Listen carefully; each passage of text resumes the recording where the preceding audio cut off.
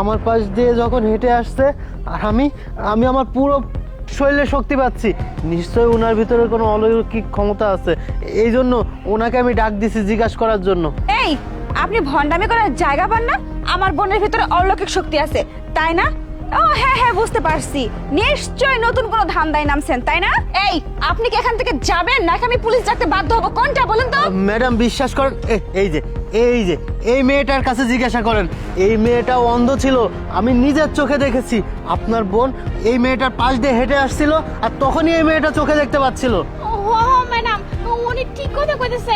আমি তো চোখেই দেখতাম না। যখনই আপনার বোন আমার পাশ দিয়ে আসলো, তারপর থেকে আমি তো সব কিছু দেখতেছি।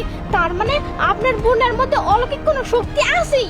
হ্যাঁ হ্যাঁ, ওই উপরওয়ালা মনে হয় কোনো আধ্যাত্মিক শক্তি দিয়ে দিয়েছে। আপু, ওনারা কি বলছে? তার মানে আমার মধ্যে অলৌকিক শক্তি আছে?